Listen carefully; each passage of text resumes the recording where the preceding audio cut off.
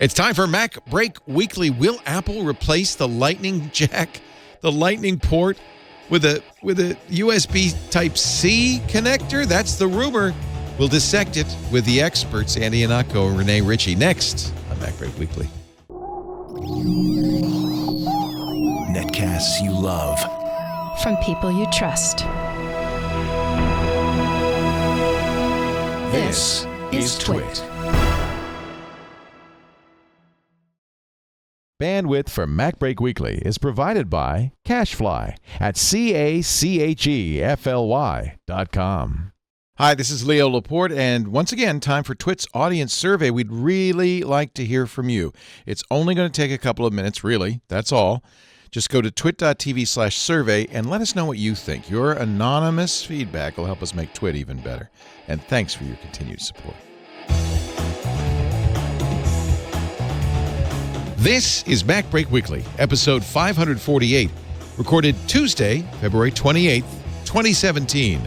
The Scuttlebutt Method. MacBreak Weekly is brought to you by Betterment, a smart, easy-to-use, and less expensive way to invest for your financial future. Get 1 month managed free when you make an initial deposit of $10,000 or more at betterment.com/MacBreak. And by Rocket Mortgage from Quicken Loans. When it comes to the big decision of choosing a mortgage lender, work with one that has your best interest in mind. Use Rocket Mortgage for a transparent, trustworthy home loan process that's completely online at quickenloans.com/MacBreak. And by Casper, an online retailer of premium mattresses for a fraction of the price, because everyone deserves a great night's sleep. Get $50 off any mattress purchase by visiting casper.com/MacBreak and entering the promo code MacBreak. It's time for MacBreak Weekly, the show where we cover the latest news from Apple. Andy Iannacco from the Chicago Sun-Times is here. Hello, Andrew. Hello, Leo. How are you today? You got a new hat when you were out here. I like it. Exactly. It's mostly there to inspire at home conversations like, did you go to Pixar? Oh, well, yes, I went. As a matter of fact, yes. Do they have a company store there, or does somebody have to just give it to you? No, they have a kick butt company store that has you can't just show up. You have to be like you have to have a visitor's badge, or you have to have business there.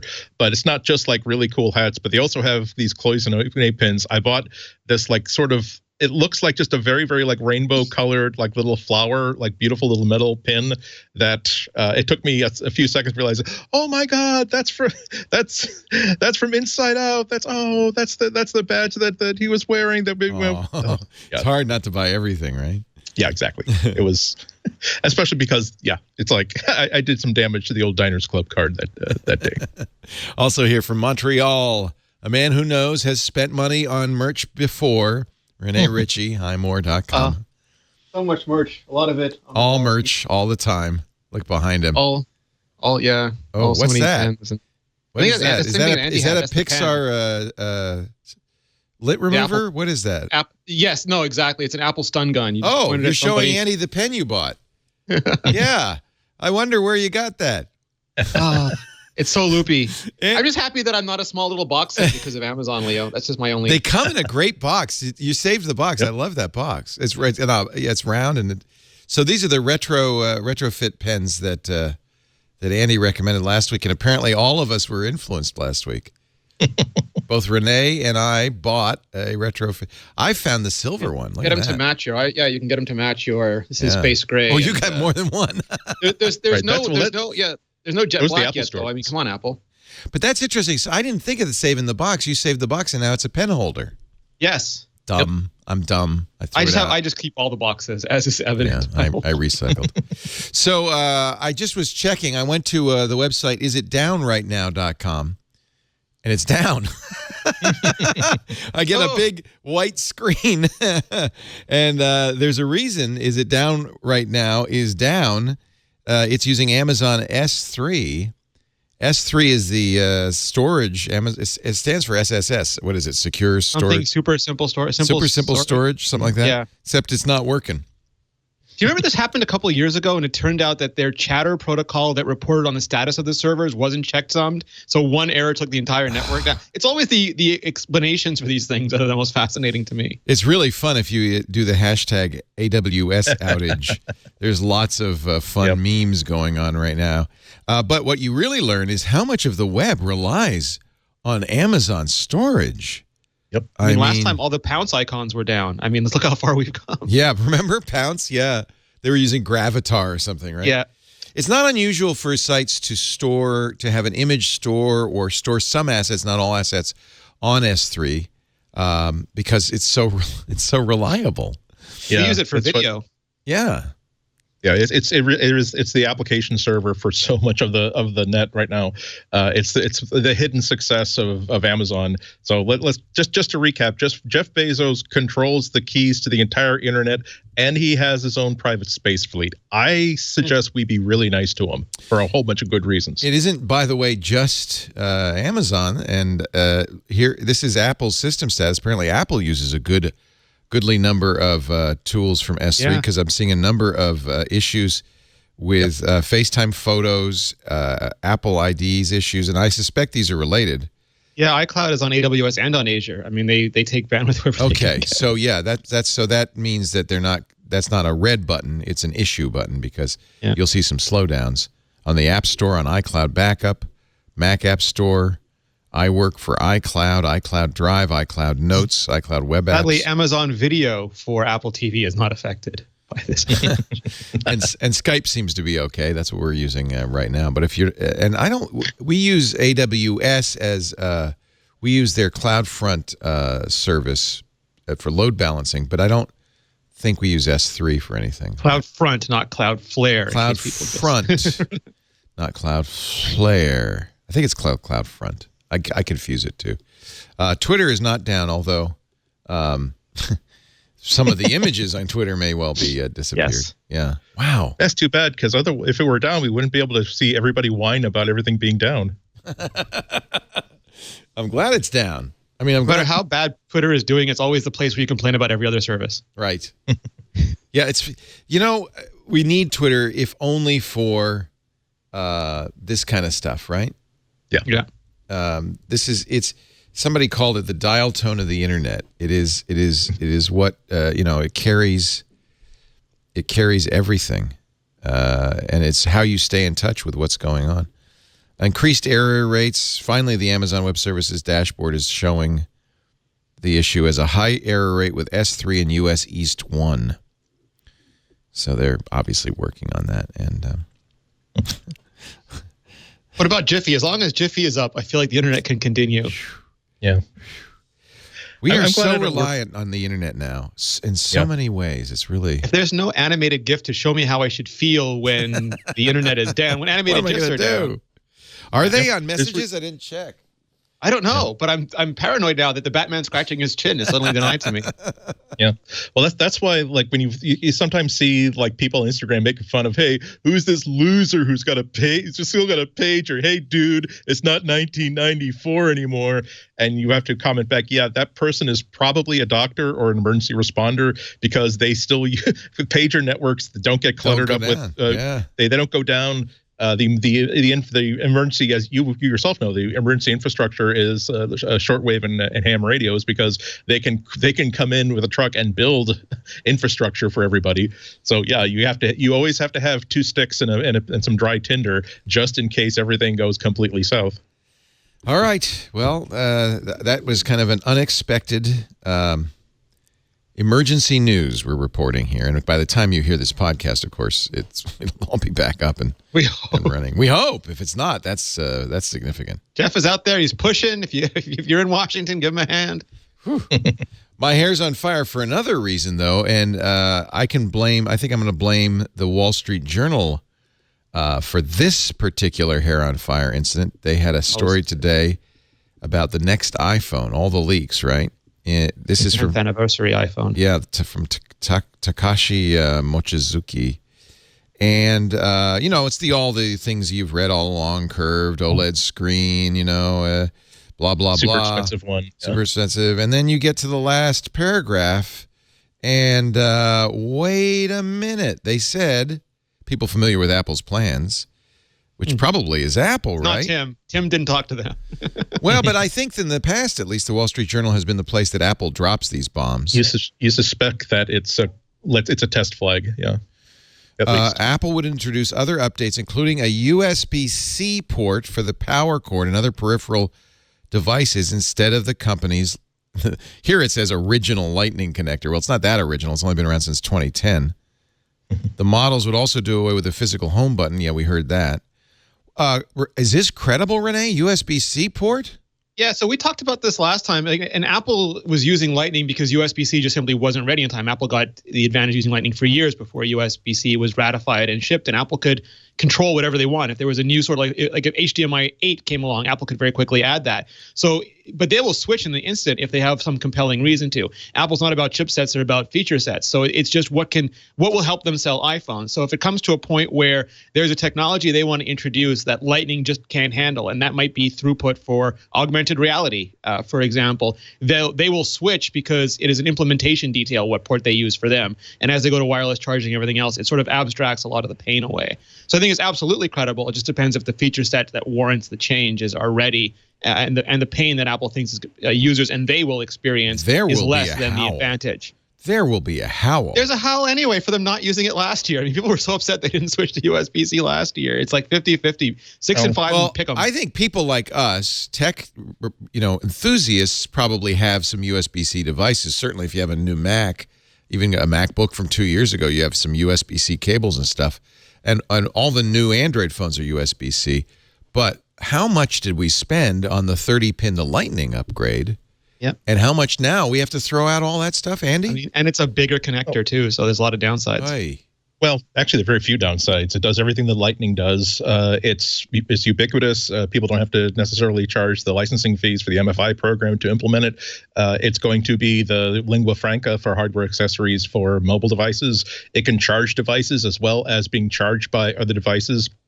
And as far as Apple giving it to the users right in the neck, you don't buy an Apple product without assuming that at some point I'm going to get it in the neck, and so it's just a fact of life. And I myself thought it was kind of not unexpected, but a little unfortunate that Apple jumped the gun by introducing Lightning. Again, it was a port that never did anything that wasn't proposed by USB-C.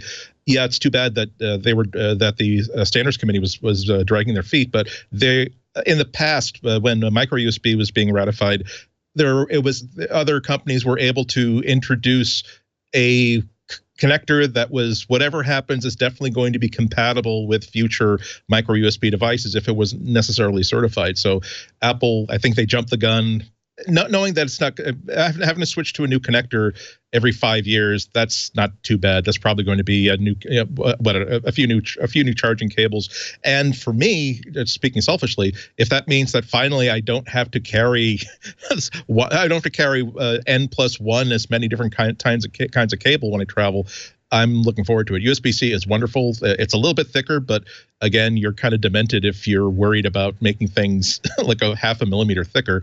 I just think it's nothing but upside after you swallow the discomfort of having to buy new cables. Until they get to micro USB-C, that's a switch again in 2 years. I mean, USB is a continuum. We've gone through so many over the last few years. It gives you a few years at most. Last year when Apple took out the headphone cable, I said, "Oh, that's a shame because that's going to slow down their adoption of USB-C. It will mean they'll be selling Lightning headphones, which they are. They'll be selling a lot of adapters, which they are, and then suddenly those adapters are a year later going to be obsolete." Yeah, they'll still work on 7S, Leo. How much do you love those headphones of yours that now you have to plug it into a Lightning adapter, then plug it into a USB-C adapter? Yeah. I forgot. Plus they're old-fashioned studio headphones, so you also have a studio headphone to 1/8 jack adapter. So basically, you've got this much connector hanging off the bottom of your phone. I just bought the dock for the Lightning dock. That's great. That's $50. It's not going to be a big deal because the Apple community and thereby mainstream media is about to discover OLED burn-in on a phone. So we'll have so many gates, we're not going to have to worry about it. To be fair, I've had many OLED phones, and none of them have burned in. Some do. Like Apple Watch burns in. I mean, every technology has its ups and downs. I guess. I haven't. Okay. And we'll get all the USB-C cable follies that Android phones have been through. It's gonna be a fun time. I do. I love that it's an open standard, that you won't, that means that 1,000, flowers will bloom, 1,000 devices will bloom. But I feel, I still go to hotels where there's a clock radio with a 30-pin dock in it. Well, okay, Yes. but frankly, the last thing I want to do is plug anything that's been used by. I'm the guy who even makes a wrapper for the remote control out of the ice tub bag, so I don't have to touch that. I'm not going to put my phone in a dock I have not sterilized or figured out what's going in and out of there. Actually, it was probably fairly safe with a 30-pin adapter. But once you get to USB, you absolutely should not connect. I don't. In all seriousness, you don't know what's at the other end of that. You can have data slurpers that are just trying to find whatever information it can find at the other end of that. But there are a lot of good possibilities there. I would love to see, at least for the MacBooks and for the iPads, if they do switch to USB-C, the ability to use that battery not as a device to be charged, but as a device that can charge other devices. On my some of my other USB-C devices, I can simply say that I happen to have two phones on me. One is my real phone; it has a SIM in it. The other is just something I was walking around with, so I can actually siphon electrons out of one tank and put it into the other just by tapping a notification saying, please use this as a charger, not a charged device. There's also, just before we get too excited, there's a school of thought that thinks the Wall Street Journal, because people get all this information, but they never quite know what to make of it. And there's some people who are suggesting that this could be talking about the other end of the Lightning connector, because famously iPhone 7 shipped with a Lightning to USB-A. So iPhone 8 could ship with Lightning to USB-C. Yep. And then that would be Lightning in the iPhone. Sorry, that would be USB-C with the iPhone. So it sounds like it is the Wall Street Journal, so that makes it credible on the face of it alone. But it sounds like this is actually, you think this is actually going to happen? Would it happen on all three of the new iPhones? USB-C for power, though, Leo. That doesn't say in the actual phone. I would simply. Oh, wait a minute. Oh, thank you for clarifying. That's exactly right. So, well, it says port, though. It says port. It doesn't say cable. I'm just hedging because some people can hear things, and then all of a sudden they've swapped out the Lightning to USB-A cable for a Lightning to USB-C cable, and we're all upset again. Right. But this says port. So I'm going to, they may have heard wrong, but that doesn't make any sense. And they're going to get a lot of heat, but, courage. Yeah. Hashtag courage. A Wall Street Journal rumor is a rumor, but it's high on the spectrum of rumors. It's not Mark Gurman quality yet, but it's better than Meeching quote. Well, it does mean that they had to, whoever wrote that had to convince a bunch of people and a couple of lawyers that whatever information they have is good, which meant that it could still be faulty, it could still be misinterpreted data. But it doesn't mean that, hey, I was on a plane and some guy was showing off a phone. He said that he was a glass manufacturer from Korea, and he said that this is definitely the new phone. And yeah, so that's like Ant-Man, my cousin's sister's friend. It was on no names. And am I right in saying, I've always assumed this, at least for the last few years, that when Apple wants to float a rumor or wants to, they've done this in the past when they've got an upcoming event to warn people they're not going to announce something, they leak it to the journal. The journal has anonymous sources or people, in this case, people familiar with Apple's plans, which sounds to me like Apple. This may well be, as you said initially, Andy, a trial balloon from Apple, or at least kind of a warning. It could also be an argument. It could also be someone who wants this done and is using this as a way to further their agenda by getting out in the public saying, see, look at how many people are supporting it. I want to win this argument. Going to be smart enough not to fall for that. Or you think, oh, I see somebody from within. There's someone Apple. In Apple. Yeah, because Apple has the same arguments internally that we have on the outside, and people win and lose those arguments all the time. I'd be a little surprised if that were the case. Only because, oh my goodness, you talk about a career-limiting move. Talking to a member of the press about Apple plans without like someone from Apple PR standing behind you with a remote control to that chip they implanted in your brain. I had drinks with Sam Seaborn last night, Andy. Yeah. All right. So wow. Wow. Christina Warren. At least it happened before the show. I mean, that's the good thing. Yeah, right. Yeah. Oh, we'd have something to talk about next week. Christina, I got actually the story from Christina Warren. Oh, look at this. Gizmodo's broken too. Because she was saying, if this happens, I'm going to be both upset and happy, right? And I guess that's kind of the story from all of us. This Wall Street Journal iPhone 8 rumor is absolutely insane. She says it's insane. And the last paragraph, I have invested a not insignificant amount of money in lightning accessories and cables. If the next iPhone really does have a USB-C port, I'm just going to have to laugh and then cry. I mean, her rose gold beats headphones. What are we going to do? I love it that one of the great things about working for Gizmodo is that you can cuss if you want to. I would have to say I would just call bull spit on it immediately. She can use the actual word. Yeah, I think though maybe it is more credible than Christina gives it credit for. And we've rumors. We're 6 months out at least from anything. So. And the Lightning team worked on USB-C. It's not a foreign technology to Apple. Oh, that's interesting. Okay. Yeah. And Apple was actually, we should remember, an early adopter of USB-C with a MacBook 2 years ago. Some people would claim too early because we had to have one Google engineer vet every cable for us on Amazon. Yeah. Okay. I for one would welcome it because I do have, but I acknowledge that I'm not the normal person. I mean, a normal person has all Apple, right? I have enough USB-C phones that I have docks, and cheaper, by the way, a lot cheaper than the $50 Apple dock. I have cables ecosystem galore. though, because all the Magic accessories charge over Lightning, the remote charges over Lightning. Right. Even for my Apple. Oh man, pencil. Yep. Oh my God. But again, see, with other companies, you would, and I don't mean this as a dig. With other companies, you would say that would be let's take 2 steps back and make sure we really want to do this. With Apple, it's like, screw it. They'll buy adapters. And do we get it with the new iPads in the spring, or do they hold it off and have the iPhone and then the iPads are still on Lightning? I mean, so many interesting things. I mean, if you know you're going to do it, you pull the Band-Aid off, right? Yeah. I hope. And do you spoil it for the iPhone? I mean, I don't know. Let's take a break, and we're going to talk more about what Apple's doing. In fact, we've got some Mac news coming. Yeah. Reset the tote board.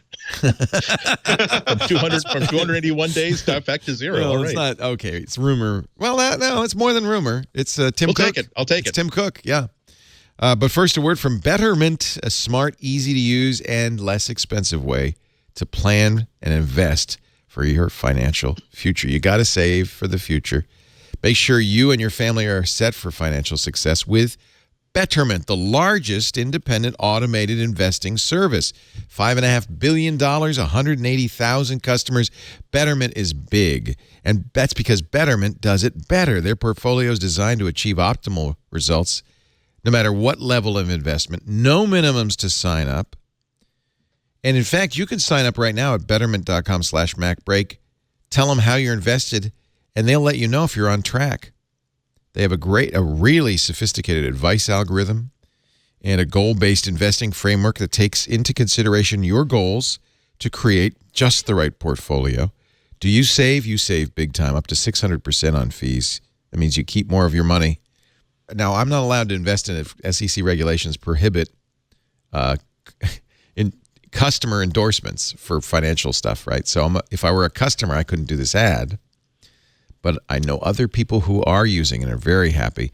And actually, I wanted to see how it would do for my mom. She's 83 and retired, and they generated a great portfolio. You saw how easy that was on the website. You can also securely sync in your outside investments, so you're not, like some stuff here, some stuff there. She's got a lot of stuff at a brokerage, but I could put that in there so we get a total idea of her net worth and how she's doing with all of her investments. But the Betterment investments are better because they're automatically diversified, automatically rebalanced.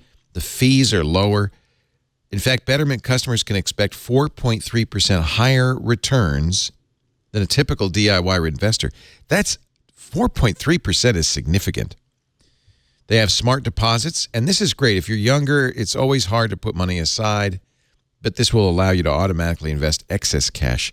So you'll build that nest egg. The Retire Guide is important as you get older, providing a consolidated review of your retirement, calculates your retirement gap so you can make sure you can make up for it before you retire.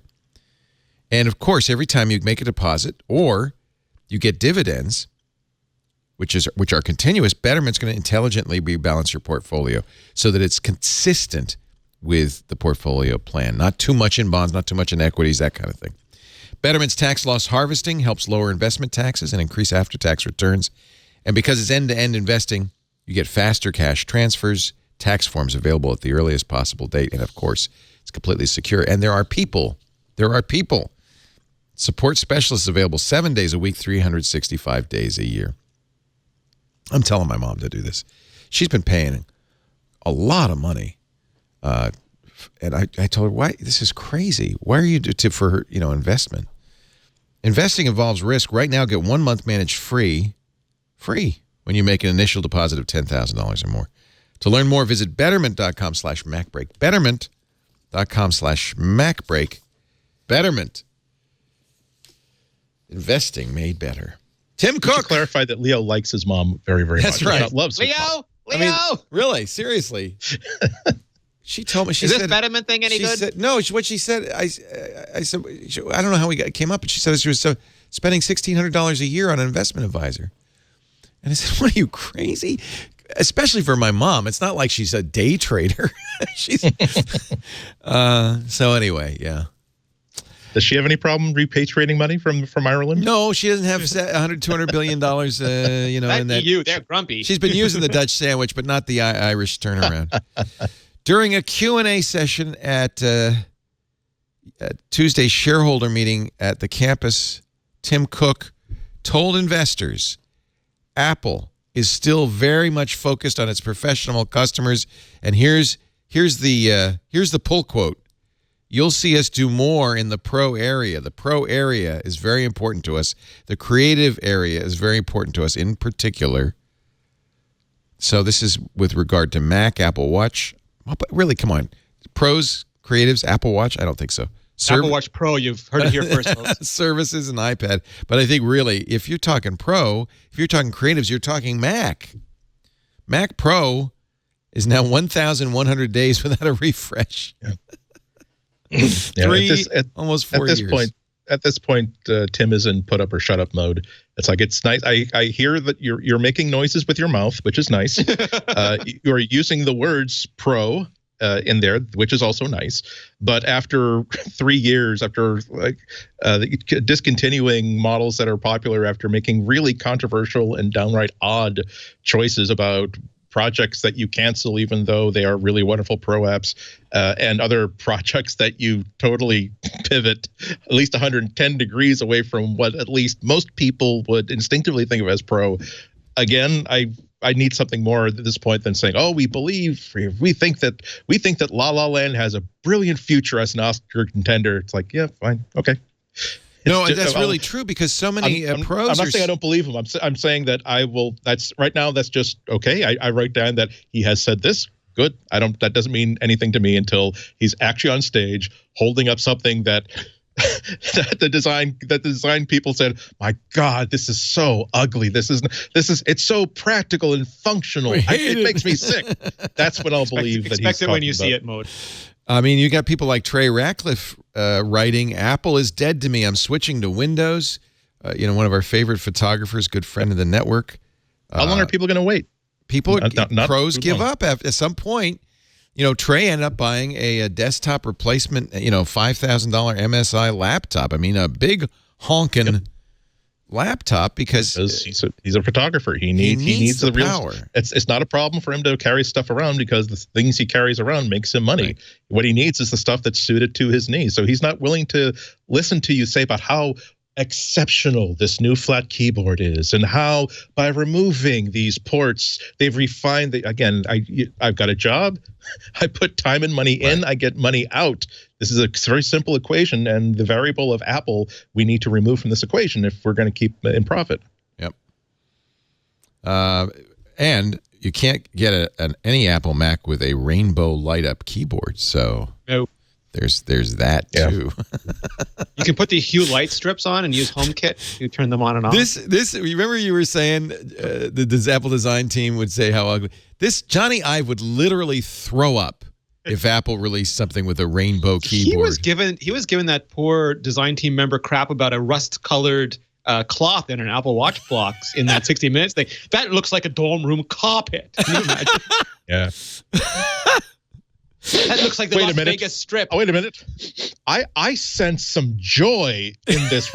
Find it and kill it immediately. What did I tell you about letting joy into our product design?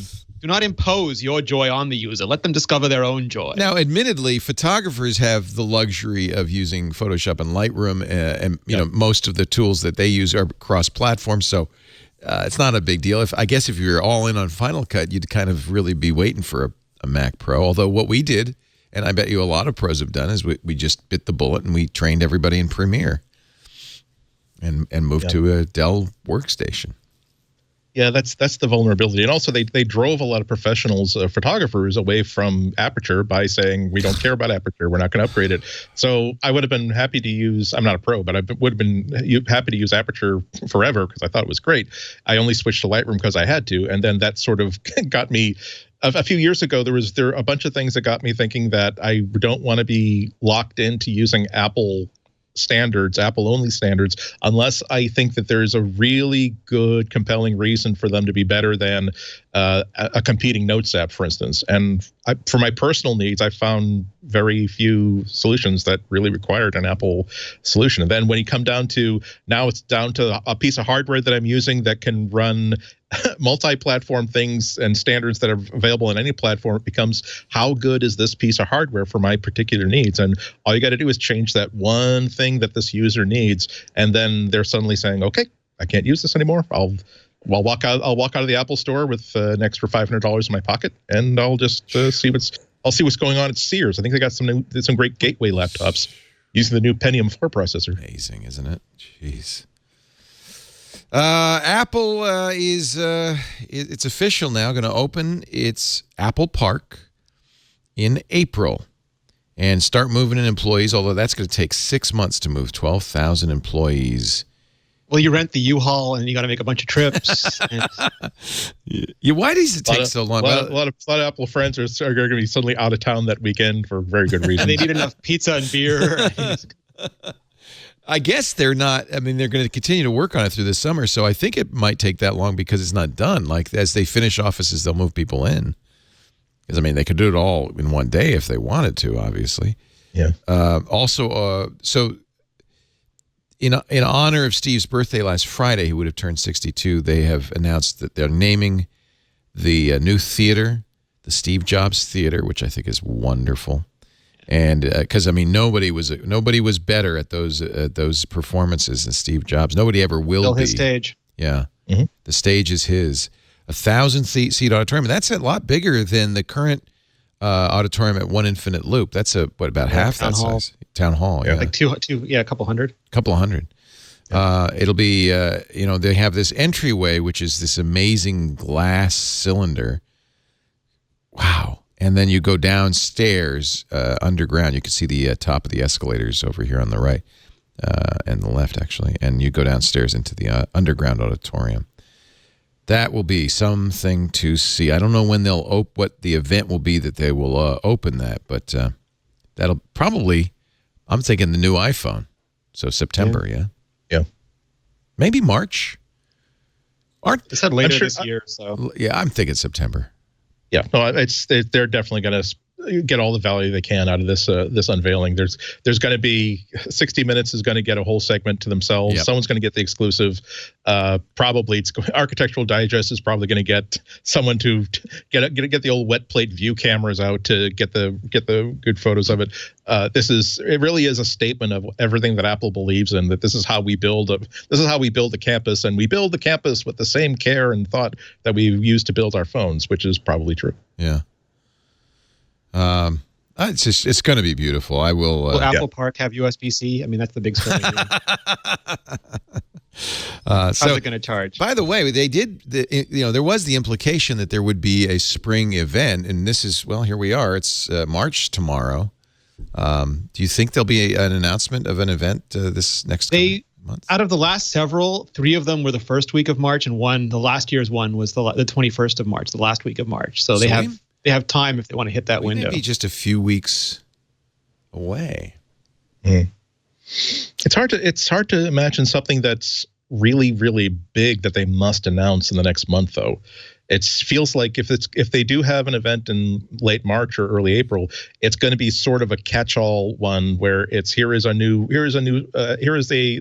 iPad with a new screen size and some other performance enhancements. Here is an iPhone in a new color. Here is some tweaks to the MacBook line, which is not a redesign, but we put new chips in it. Or here is and by the way, if you take the exit that goes through the alley, we do have a few Mac Minis in there that we promise you have a slightly faster Thunderbolt ports in it. It doesn't seem like there's anything on the horizon that seems like, wow, this is thank God I didn't buy X in November, because the really good one is coming out now in March. I'd agree on Macs, but a new iPad, a 10.5-inch iPad Pro would probably be a pretty big deal to announce. Yeah. It's weird. I'm glad to see them throwing. This is how Apple demonstrates their faith in a product. We've been seeing sales numbers on the iPad be very, very flat, but nonetheless, the fact that they keep coming up with new ideas, they're not saying that, okay, well, I guess the market has spoken and they don't want an iPad. They're saying, well, if we're not selling as many as we thought, maybe it's because they want something that's more compact but still has a big screen size. So let's try to make something that has the form factor of the classic 9.7-inch iPad, but has no bezel in it, so it has the larger screen that people associate with the iPad Pro. Or let's come up with a Mac Mini that is more has more protein in it, and it can really be an alternative. This $400 or $500 iPad can be an alternative to the $400 or $500 Windows 10 notebook or convertible. So Apple definitely has lots of faith in the iPad, and that's why they demonstrate it by actually shipping product. Here, by the way, thanks to Gardner in our chat room, is the event log for Amazon's S3. Just an update on this. These are the opens mean there's open error tickets. So Elastic Beanstalk, Workmail, SES, Elastic File System, S3 operational issue. That's probably the one that's really affecting a lot of people. This is US East 1. EC2 is fixed. EC2 is fixed. EC2, not fixed. Not fixed. Well, they closed something. That's old. And it's open again. these all the February 28th ones. These are the open tickets. It really is widespread. It's not just S3. It's all over Amazon. Can't wait to find out what happened. Yeah, our site is up, but we're probably, I would guess, most of our servers on West, not East. So maybe that's why. Here's some good news for people. We've talked on this show and others about the issue of a fingerprint reader versus a password, and how a password seems to potentially protect you better due to your right against self-incrimination, the Fifth Amendment. Courts have often held that giving up a fingerprint is no different than giving up a fingerprint when you're arrested, or a hair sample for a DNA. It's not self-incrimination, and police can reasonably ask for that. But giving up a password is something something in your brain, and historically that's been protected. Here's some good news. A judge has, I don't know if you remember, we talked about this, but the government was asking for a warrant that would allow them to go in to a premise and force everyone in the premise to provide their fingerprint and unlock their phone. And a judge has now in Chicago has denied their request to do that. This was part of a child pornography investigation, and we don't have a lot of information because much of it's sealed. But this from Ars Technica. According to the judge's opinion, forced fingerprint is part of a broader government strategy likely to combat the prevalence of encrypted devices. So this is something they're going to want to do more of. In fact, last year, federal investigators sought similar permission in a case in Southern California. The 14-page order, which was published February 16th, but is just now kind of circulating, Judge M. David Weissman wrote that while investigators did have probable cause to search a home, quote, these limitations do impact the ability of the government to seek the extraordinary authority related to compelling individuals to provide their fingerprints to unlock an Apple electronic device. So that's probably good news. By the way, the judge is a former FBI special agent. So the court finds a warrant does not establish sufficient probable cause to compel any person who happens to be at the subject premises at the time of the search to give his fingerprint. You're protected. Doesn't change the difference between a fingerprint and a password, but it does mean that you can't get a mass warrant, at least in this case. We've been seeing a lot of these things, like where they need to get a warrant, they need to have a name on the warrant, for instance. So there will be a John Doe warrant where there's an agreement that we will put the name on the warrant when we find out who was there, and we will basically retroactively file it. And sometimes it's been upheld, sometimes it depends on how far up the chain you want to fight it. It's still something that's being tested out, and it's you also have. Trying to get around it kind of differently by using very specific language by saying, "I need to see your phone," which is not them saying, you basically, it's not saying you do not have the legal right to refuse to give me your phone. If I say I need to see your phone, that feels like a command they handed over, and then as soon as you willingly hand it over, that's it, no warrant, it's clean. So it's. There's a lot of this sort of stuff going on by law enforcement that's doing their job, and they're trying to do their job as best they can using the tools that they feel are available to them. But that means that citizens have to be super on their guard. I have to say that I don't have any international travel coming up soon, but it really is making me think about what happens when I try to get back into the country. And if I am asked for, I need you to unlock your phone, or I need the password to your Twitter account, what do I do? I probably think that the first thing I do is I make sure that I turn off my phone when I get off my plane, so that I don't have to provide a fingerprint that has to be a password. But it's not unreasonable that I will be spending. Anybody who says no could be spending 2 or 3 hours, at the very least 2 or 3 hours in an office while you basically convince these people that, yes, I am willing to sit here and do nothing until you say that I'm not being charged with anything and you're letting me go now. So it's tough. You have to know your rights now more than ever. It's an interesting conundrum for law enforcement because, of course, if they can't go in and say, all right, everybody freeze and put your finger on your phone and unlock it, right, then people can just turn their phone off or, do something so that the fingerprint doesn't work anymore. And so I think that the reason you're seeing these mass warrants is that's what they want to do, is they want to kind of compel people not to lock their, freeze in place. Otherwise, it gets very difficult to get in there. They are demanding at the border, they are demanding pins, as we know. We've heard some cases of people being asked. But then all sorts of extra legal things seem to be happening, including asking for papers on a domestic flight. So. That's the weird thing now is that, it used to be we had to wait till the courts figured out the legality of all this. But in the last few months, we've seen that what the courts decide and what law enforcement actually does have become two very different things. Yeah. And as someone who travels a lot, I was talking about this with a friend who's in InfoSec. There's no good solution. Some people say just mail your phone, but mail is subject to search at the border and to duty and other fees. You can't just put on different accounts. You can't just turn it off because they won't let you go through security with an off phone because it could be a bomb. They're going to force you to turn it back on. If you wipe something and then lie to them, it's often the cover up that gets you in trouble, not the actual thing that you're doing. So if you lie and say that the phone is in a different state than it is, you're lying to a federal officer. Oh, that's a good point. And that's worse than than having a phone.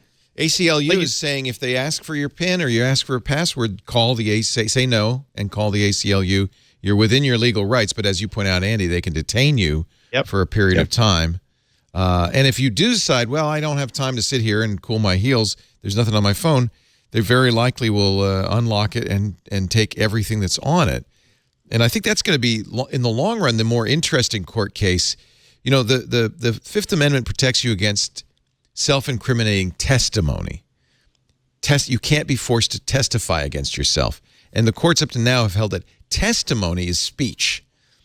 And that's why they can get your fingerprint, they can get your hair, they can be forced to blow into a breathalyzer. Yeah, you'll incriminate yourself by blowing, but it's not protected by the Fifth Amendment. The Fifth Amendment is protected by something that is inside your brain that that other people don't. They can't force you to say something. You can't be forced to testify against yourself. However, again, fingerprint is a physical object. A key to a safe is a physical object. So and they're also using that to think that, well, what if we say that the encryption key for this document is the equivalent of a physical key to a safe? Then Yeah, it's a mess, and there's going to be a big fight before it's anywhere close to being because settled. what's changed is, that's one thing to say, give me your breath or hair or fingerprint, but your phone contains your life, everything. And you so, think spousal privilege is important? Your phone has more information about you than your spouse. My wife doesn't know as much as my phone. And your wife can't does. testify against you, but your phone absolutely could. And that's a legal area that we haven't explored. And also, as Alex would point out if he was here, there's a lot of companies you work at that if anyone takes your device, you just have to leave it because you can never trust that device again. Well, that's the other side of it. They take it into a different room. You don't know what they've done to it. So this is why Nokia is brilliant in re-releasing its 3310 candy bar phone. They announced it this week at the Mobile World Congress, a $51 phone that doesn't do data. It doesn't have a fingerprint lock either, but what the hell? It's just, this is going to be this. I imagine they're going to sell a few of these phones for people traveling into and out of the U.S. It makes my life so much difficult. Like I can do everything. If I'm going to a trade show, I can do everything on my phone. I can't do anything on a flip phone. Right. I mean, it's just right. It's not I even can work. You can play Snake. BlackBerry games. But I'm sorry that it's getting that phone's getting as much flack as it does, because it is quietly brilliant for a few reasons. Number one, for us in the United States, there are people who have clothes that have very, very small pockets, so they want a functional phone that can receive text. They want or they want a phone that will last for days on battery as opposed to hours on battery. But people who make fun of it are missing the point that once you see that this doesn't use high-speed data and it has an FM radio in it, that in itself tells the entire story about who they're making this phone for. FM, you're talking about like people in India who want to listen to the cricket. And people who are using their phones in areas that don't have high-speed data, or they have high-speed data but data costs a fortune and you don't want to use it, so that you use your devices inside a coffee shop or someplace with public Wi-Fi. So this is not necessary. If it doesn't make sense, if it seems foolish for somebody in the United States who has a very United States-centric view of the world, then it makes perfect sense for somebody who for whom $50 is a good amount of money to spend on a phone that has all the features that are relevant to them and their part of the world. So I'm glad to see this sort of diversity. And yeah, I'd be interested in, for $50, having this in my drawer somewhere for those times when, again, I want to take a very, very, very light communicator with me. At least it has an MP3 player, enough storage that I can actually put like a 2002 iPod's worth of music on it. So I'm probably good. Didn't we mention? I think we mentioned this last week, but it's been getting a lot of press. The Berkshire Hathaway stake, in Apple more than doubled his holdings. We probably Warren Buffett more than doubled his holdings. Since a little before the election, maybe. Warren keeps wanting to talk. Shut up, Warren. He made some money on it. What did we say? It's like $7 billion in the last month. I mean, just crazy. I mean, he did invest a little bit to get that return. He didn't you have to have put a in billion 10 to make a billion. Okay, I'll acknowledge that. How much? What is the stake? They have about 2.5% of Apple. That's one of Berkshire Hathaway's largest holdings, second only to Coca-Cola. They own $17 billion worth of Apple stock. Buffett was talking on CNBC. He said he upped his stake because of the consumer retention that Apple has managed, the lock-in, and Tim Cook's smart capital deployment strategy. Apple strikes me as having... Here, well, let's play it. Now we can play it. Go ahead and talk. I ask people about products all the time. When I take my great-grandchildren to Dairy Queen, they bring along friends sometimes. They've all got it. I like the way Warren does research. He takes his great-grandkids to Dairy Queen. And also, I completely believe that Warren Buffett takes his kids to Dairy Queen. Absolutely. You know he does. He owns it. Why not? An iPhone. And, I ask them what they do with it and whether they can live without it. And when they trade it in, what they're going to do with it. And, of course, I see when I come to the furniture mart that people have this incredible stickiness with the product. I mean, if they bring in an iPhone, they buy a new iPhone. I mean, it just has that quality. It gets built into their lives. Now, that doesn't mean something can't come along that will disrupt it. But the continuity of the product is huge, and the degree to which their lives center around it is huge. Don't you think that Warren Buffett's actually one of those aliens from Men in Black that, like, he'll take his hair? Because there's no way this sweet, genial old great-grandpa doing his research at DQ could have made himself one of the richest people in the world. This is all a cover. That's why no one else does it, Leo. They can't believe the strategy is that simple. Go to Dairy Queen, invest a little bit of money, and you could be Warren Buffett. He calls it the Scuttlebutt method. Again, you get. I know what a radical concept. The idea that you don't just let people like write reports and show you tables and figures. You go out into the world to see if this report, if the data you're seeing jives with the actual world that you seem to live in right now. It's like, oh man, it's got to be so bad to be a billionaire in the same time in the same world as Warren Buffett, because Buffett is a great billionaire. He is a wonderful billionaire. It really makes you feel like anybody could do it, right? Anybody. It's like he's entitled. If he posted a picture on Instagram of him like kiteboarding with a naked supermodel on his back, no one would say that's fair. He completely deserves that. I would do the same thing. I think, truthfully, that this is like he's the front man. But really, somewhere deep beneath the earth in Omaha, Nebraska, there's a 400,000 square foot computer-driven facility that there's collecting more satellite data and financial data and is churning it up to give. Because there's no, how could I went to Dairy Queen with my great-grandchildren. AI in the 60s. He caught the Roswell crash, Leo. You're suggesting that Warren Buffett is kind of like what we send the Mars Opportunity rover to go out on Mars and explore and send information back. I would be very, very impressed by any alien intelligence that chose a rover as impressive as Warren Buffett to roam the Earth, interfere positively. Look at this though. He doesn't look at the phone he carries. He's not probably spent. He doesn't carry an iPhone. A little before the election, maybe, because we were. You got to love this guy. $20 billion? You're just counting the billions in your head as you sit here doing this? Well, I was, yeah. I quit when I got to 20. That's how much he invested in Apple. Why now? Again, is there a reason for this, or is it just you look at individual stocks that you wanted to own and you bought them? I absolutely look at individual stocks. It has nothing to do with the Federal Reserve. It has nothing to do with the election. And he's a Coke Zero drinker. It does have. It would have something to do with interest rates if they did something extraordinary. It hasn't had, because they haven't changed that much. But there just were a couple of things I wanted to do, and we had the money, and I like investing, and I would much rather have that $20 billion in these companies. And I don't look at it as being in stocks. I look at it as being in businesses. It's just small pieces of businesses. And I would so much rather have that than have the money in Treasury bills, which is my alternate. I don't have. He's bullish. He's bullish on America. Wow. He bought 120 million in January. Before Apple's earnings were announced, he bought 120 million Apple shares. And he said, why? When they asked why, he said, because I liked it. Made my money the old-fashioned way. Oh, I wish I could. There's a frame in here where he holds up his phone, and it's one of these. It is one of these old flip phones. Might as well be one of them Nokias. Well, yeah, because if rich people don't need iPhones, they have people. That's true. They probably don't even need phones. Well, the grandkids might want to go to Dairy Queen. Yeah, right. Yeah, exactly.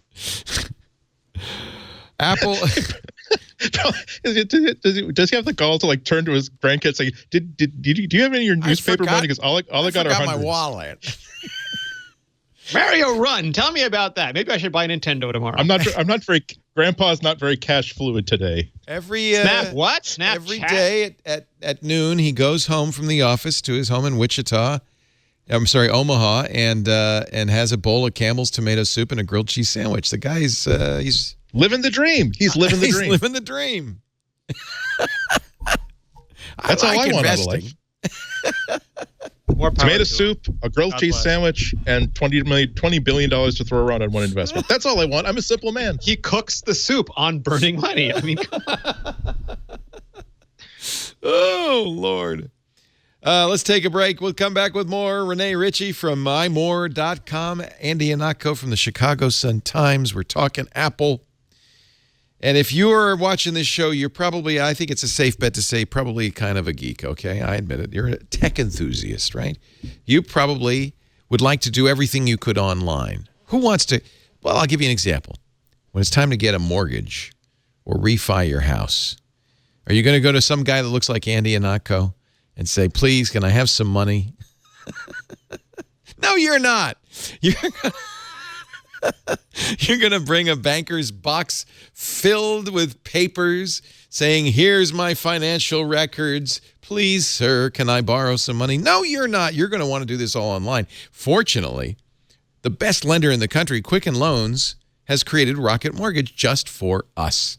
It is an entirely online mortgage approval process. Everything is online, including submitting pay stubs or bank statements, whatever you need to give them. All online with the touch of a button. You can, customize your loan to match your needs, both in term and rate. Press the button and be approved within minutes for a loan that's tailored just for you. All online. Don't waste time searching through stacks of paperwork. Don't bother putting on pants to go to a mortgage office. Do it all at quickenloans.com/MacBreak. Skip the bank, skip the waiting. Get approved in minutes. quickenloans.com/MacBreak. Equal housing lender, licensed in all 50 states. NMLS-consumeraccess.org, number 3030. Maybe you're not buying a house right now, but keep that in mind.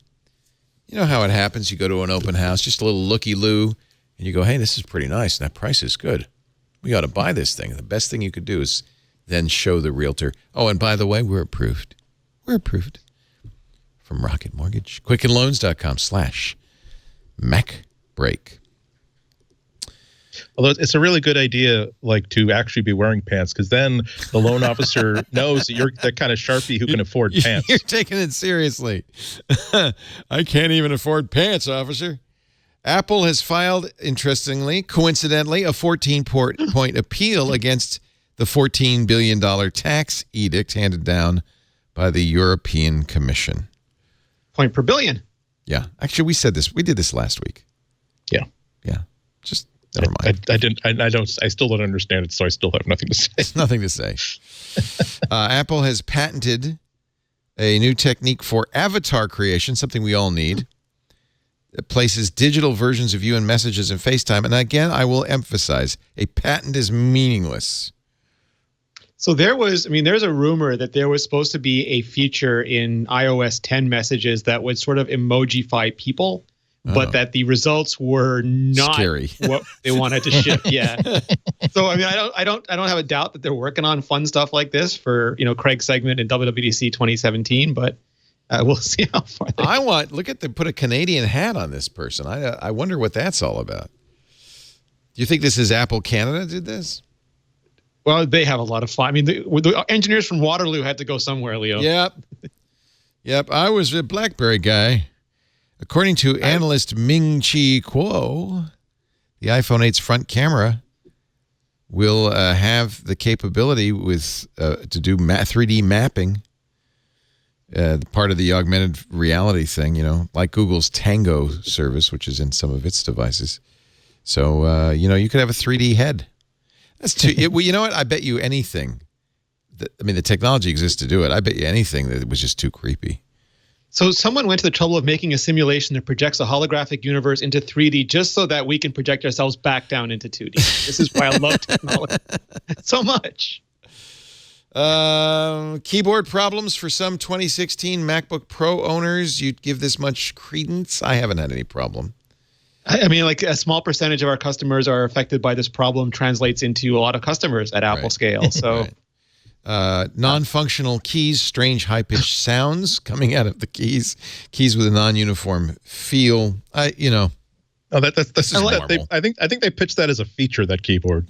Let's hear the non-uniform feel, and the high-pitched squeal is coming from me. This sucks. What's it called? I hate this keyboard. Here's the hype. You want to hear the high-pitched squeal? Let's see if you can hear it. Ooh. Is it coil line again? So the first one is just the shift key. And then he presses the caps lock. Now, remember, the caps lock has a light in it, so there's some electronics in there.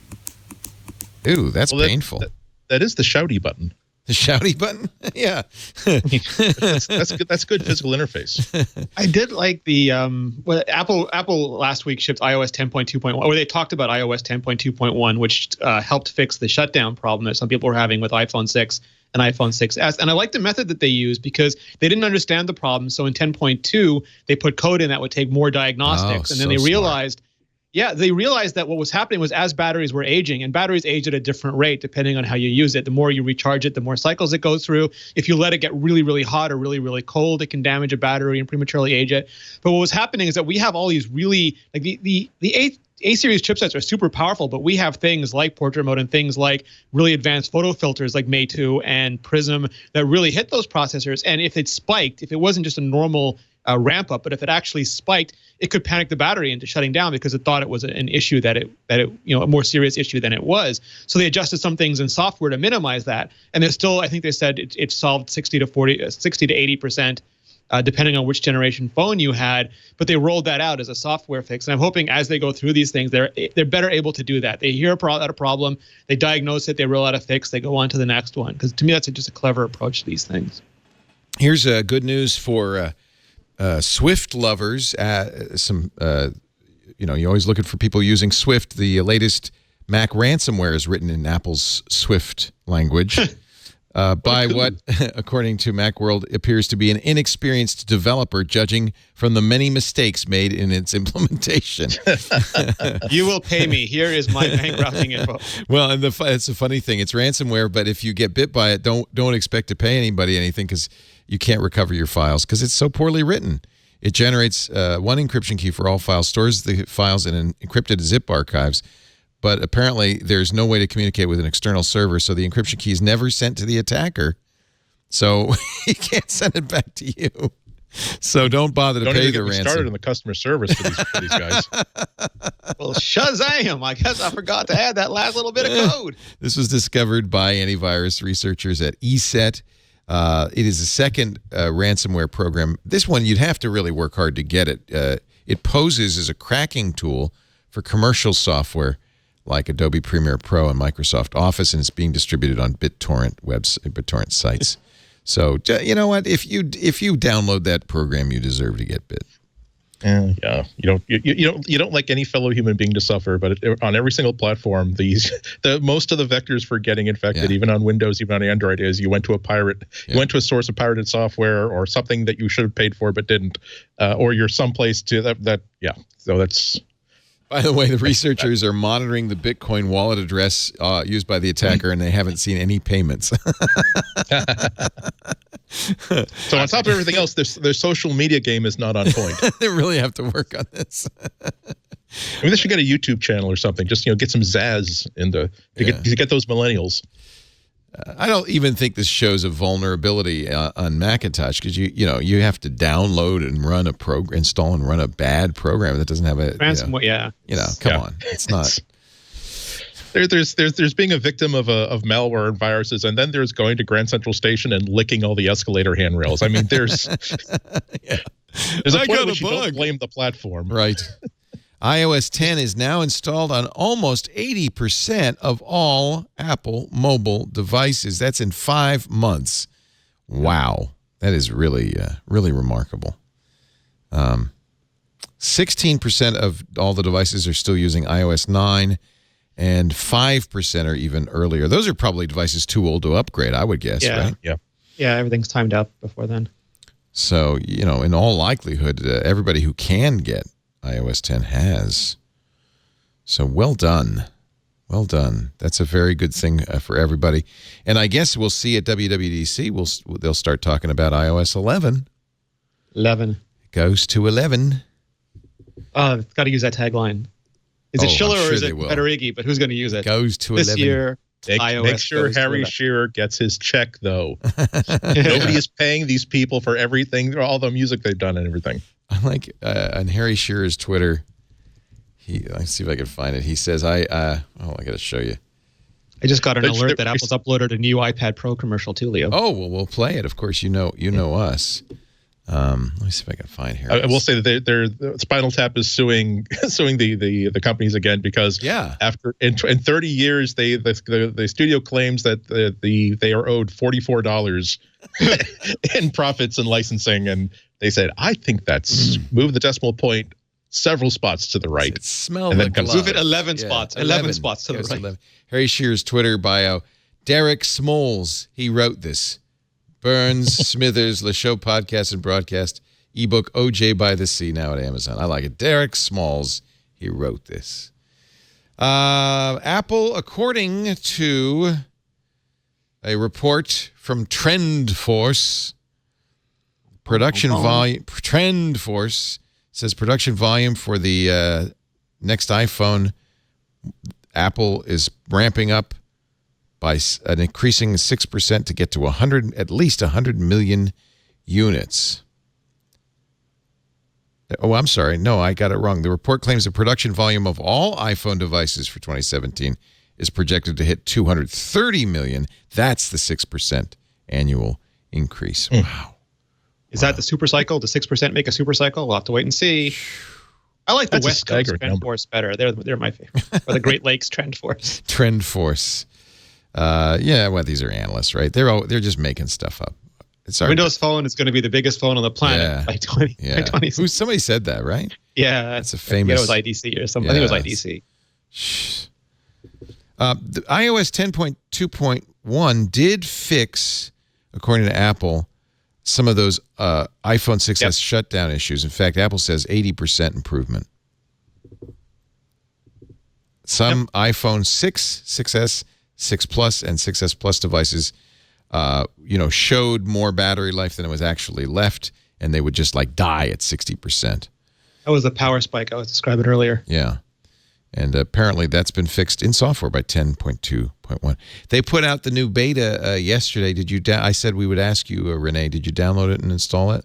I did. I downloaded it. I forgot to install it, but then I woke up and it had installed itself. Nice of it. Now there is a convenience. Yeah, I think I don't know if I mentioned this on the last show or not, but I was out having lunch with Georgia and we saw that Game of Thrones, the concert, was here because an ad popped up on Instagram. So I just tapped on it. Did I talk about this? And it just let me scan it immediately. Wow. So I didn't have my credit card information because it was a random website, but iOS, the Siri suggestion thing popped up, scan card. So I tapped that button, held up my credit card, it scanned it, and then autofilled the address and the telephone number, and I just hit a button and submitted. That is awesome. I think you did mention that. Yeah, that's really that's the kind of stuff that I like that they're doing. That's convenience, isn't it? KGI, Ming-Chi Kuo, once again. Apple's this is the 3D sensing phone. We mentioned that. Yeah. Apple rumored to eliminate 32 gigabyte tier with the iPhone 8, starting at 64 gigabytes. They kind of began that trend last year, eliminating the 8 gigabyte phone. It's also getting expensive to get low amounts of SSD storage now. I think this is good. I don't know if it's true, but it's not a bad thing. Contradictory report cites 5 Apple wireless charging teams. No wonder it's contradictory on iPhone 8. What? I don't even understand this headline from Apple Insider. New report highlights Apple's involvement with wireless with Qi, blah, blah, blah. I think the real story is that picture of Sia without her, with her face completely. That's not Sia. That's Maya. That's the dancer, right? Yeah. I don't know. Okay. I don't know. Yeah, because she was singing, and then at the event, Tim took I forget her name now, but she was the judge on. So they took her around to show her everything. And then she'll report back to Sia? Yes. So Sia's like the Dread Pirate Roberts. They just swap the big bow and the wig. I think she's like the Enterprise, and I forget her name. Is it Mia? Is the shuttlecraft? Tell me, have you ever considered a career in international super popdom? But I'll tell you this, Tim Cook is really good at giving demos because he always brings the musical guest out afterwards. And he grabs a product from marketing and he does like a full run through of it, and he does it well. Yeah. And it's always funny because you talk to marketing from some companies, and I won't name them, but I've talked to many mobile and tech companies, and their marketing people barely seem to know what products they have. They have a little sheet in front of them and they read it. Yeah. And these guys, they just rattle off as if they were an engineer just come off the line to talk to you at that. Rene is absolutely right. I've had talks with a pretty high level product managers that have been working on this for 2 or 3 years, and so I would ask, hey, but so if that feature works this way, then wouldn't it be possible to do ABC? And then they kind of blink, and then he and an engineer, someone huddle over, wow, you can do it that way. Awesome. I'm like, okay, I'm glad I was able to train you on your own product. By the way, you feel as though Tim's been using and using this phone for weeks and months. Right. Well, he has. Yeah. I guarantee you. By the way, chat room says shuttle name Galileo. Galileo Enterprise 5 and Galileo. You said it right, Leo. The average how much did you spend on iPhone apps last year? How many apps did you download? The average user in the U.S. spent $40 on apps and downloaded 33 of them. I bought the holiday bundles in Pokemon Go. I don't even want to think about how much I probably spiked this year. That does seem low. So does that people include free? They just get the free content? and then they dump it. Yeah. It's not a paying economy, the app economy anymore. iPhone 7 Plus explodes, but one, right? Yeah, and every phone has a few that go off. Right. Not only that, but the battery technology. It's just if anything happens to the battery, even the best made phone can just ignite. So that's not a big deal. Yeah. It's when you have lots and lots of them going up. It's when the FAA decides to make it a rule, make it illegal for a plane to take off before you tell the entire passenger list that their phone sucks. That's when you got a problem. Yeah. All I meant is that if you go back, you'll find an instance or two of almost any generation iPhone or almost any phone is sold in mass quantity by any manufacturer, because the laws of averages dictate that there's 1 or 2 bad ones, or they get dropped, like Andy said, or something happens to the battery and they go off. But it's when you have a problem that rises beyond a statistical anomaly that you have a concern. Yeah. This is the video from the Arizona teen of her phone smoking, and wow, that's pretty bad. Yeah. But what was she recording with if her phone was igniting? Oh, good question. Her Was your boyfriend's phone, I boyfriend think. spending the night? Yeah, I think she said if she grabbed her boyfriend's phone and Oh, she's in trouble. I wouldn't have my face right over that. I would. Yeah, I don't know what I'd be using the wonderful is. digital zoom feature of the Samsung Galaxy S7. At least hold the phone at arm's length. Ironically, you shot that with a Note 7. Let's see. I'm just looking through, making sure we get everything in here. Google has added MacBook Touch Bar support for Chrome. It's in the Canary channel right now, which is the kind of very early beta channel, but that means it'll be on its way. Yep. And the Microsoft's Office suite, even Office though they is demoed doing it. Yeah. It's in the I forget what they call it. The rings. They have several rings, like Green Lantern rings for the different. One ring. The only time I ever am aware of the touch bar is when I hit it by accident and something pops up that I didn't want. Yeah, you kind of want better rejection on that. They've gotten really good rejection on the other products, and you just need better rejection on that. It's that Siri thing. If I switch and I forget to disable it, it just Siri's me all the time. Yeah, my friend Neo in the chat in Twitter showed me how you just drag it out of the toolbar in the customization. But you got to have some stuff there. The one I still have there is the magnifying glass Spotlight. And that's the worst thing to pop up, by the way. You're halfway through typing your password and you realize half of the password is in a Spotlight field. Well, it's better than Twitter, Leo. You don't want to be tweeting your passwords. True. Can happen. Colorware will paint your AirPods if you want. Only $130 more, but they do look pretty. There's the jet black version. Yeah. That's tempting. Is it easier to see the earwax on a darker earbud or on a lighter one? Depends on the color of your earwax. Yeah, it depends on the level of pollution in your city. I mean, there's so many factors. Well, wait a minute now. I don't know if I want to get this kind. Is earwax have a natural color, or does it absorb color from the environment? Is it nature or is it nurture? I'm sorry. All I want to know is I would spend that money if you could get them like blood red. So it looks like you're enjoying your metal so much there's blood dripping from your ears. You can product blood red. Colorware has how many colors? A lot of them. Not just black. They've been doing this stuff for years. They're really good at it. Yeah. Oh, I'm really tempted. So do you send them yours or do you just buy them from them? We've done both over the years. I think it's often easier and sometimes less expensive not to have to ship it both ways. I would love to have customized AirPods. That is a little bit pricey. Apparently, Colorware is running on Amazon S3. Is there any price? It's style. How you put a price tag on style, Leo? Doubling and the also price? Tripling. It's going to be, if Apple does come with the like super exclusive deluxe ceramic foam for more than $1,000, and if they have the iPhone edition line, for instance, it would be interesting to see accessory makers step up and say, well, if there are people who are willing to spend an extra $400 for the same foam but with a ceramic case, why not actually produce real rose gold earbuds instead of it being a charity item? There are going to be people who are saying, why don't we just do a $300 markup by putting our own style brand on them?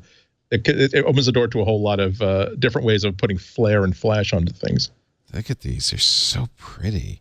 They are. Yeah. Oh, man. This is very tempting. I have to say that I don't think that the white AirPods are ugly. I just think that for something that calls attention to itself, it's a weird shape to have dangling out of your ears. But if you have a really beautiful color like that, it almost feels like almost like a fashion accessory. I'd be much more interested in putting like a royal blue, or a purple set of AirPods in my ears. So they're sold out, so you have to send in yours, and that means you're going to lose them for a couple of 3 weeks. They even do the box. Oh, wow. I know, yeah. And you could have 2 different colors for the box. Yeah, and they even re-silk screen the left and the right. Oh, man. I think I would love to see a video of how everything they do to make it look like a stock, like shipped Jonathan product. Here, and Hi, Jonathan. How you doing? So, so you say the Colorware is good. They do a good job. So this would be worth doing. This would be so worth doing. Look how pretty. Oh, they don't do the inside though. So you just have a white inside. It's like a tuxedo. It's like a little tuxedo. The two-tone is nice too. Two-tone. Boy, is that pretty. Ooh, earpod cufflinks. That's a great idea, Rene. place to store them. You can talk like Secret Service. Just lift your arm up and listening to the every time you wipe your nose, though, you're telling Siri to do something. Treasure trove. This is good. I like this. Treasure trove of Apple internal memos discovered in a thrift store. In a thrift store. It was up in Seattle's Goodwill. A Redditor saw a cache of internal memos, progress reports, and legal pad scribbles from 1979 and 1980. Apparently, they belonged to Jack McDonald, who was the manager of system software for the Apple II and the Apple III, which, by the way, the documents referred to by the codename Sarah. I guess, I don't know what happened. How did they get in the... This is amazing. Bless you, Reddit, for finding all this stuff. Yeah, Reddit's amazing. I wish S3 were up because we could read these. I read them over the weekend. They're really cool. It's the entire development, practically from start to finish, of Apple figuring out how to do copy protection on Apple II software. This is when Apple software stopped being something that you just simply share with people and started being commercial stuff.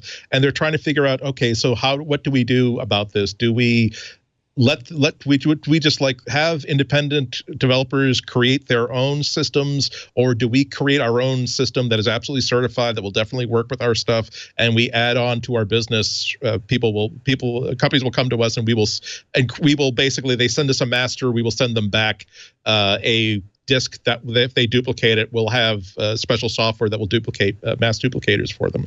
And they're going back and forth over all kinds of different solutions. It was Wigo and Woz, who had 2 different solutions.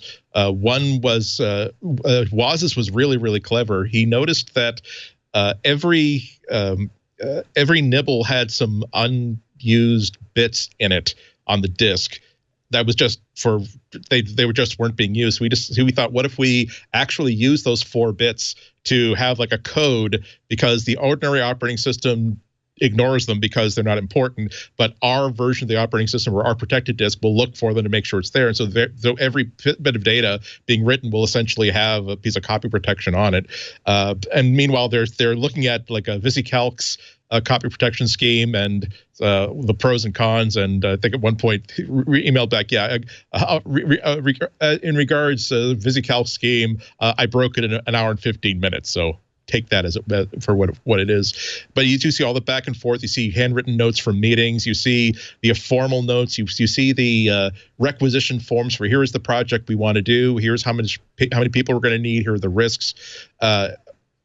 It's really interesting. And there's some that go to Steve Jobs. There's some that go to other people you've heard of, people that you haven't heard from. Even in 1979, 1980, you see that Apple had become a real company. This is really fast. This is the kind of stuff, man, I wish after, a certain statute of limitations runs out, or, everybody involved has passed away or something. This stuff should be somehow made public for historians. You're looking for the really good ones. Yes, Steve, we'll fire that bozo, but could you please narrow down which of the 12 people you called the bozo today that you wanted us to fire?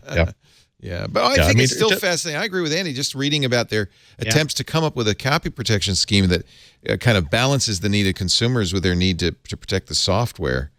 And, it's really interesting.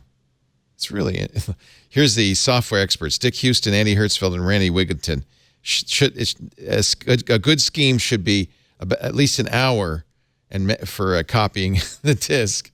This is fascinating. Just fascinating stuff. I love seeing this stuff. Here's even some handwritten notes. And so it was it sounds like most of this trove, and all of which, by the way, has been scanned in, is available as a PDF. Yeah. So if you really want to look at it. I recommend it. It's fascinating, particularly if you're on an airplane. Just to look through here it's all in chronological order. So you get to see what the arguments are, what the back and forths are, let's go back a step and figure out exactly what our goals are. Because at some point someone had to be lectured on, okay, look, there is a point at which somebody is going to steal this software. So It's stupid for us to try to inconvenience our users and everybody to try to make that happen. We're just trying to delay the people who are going to who are going to do it casually.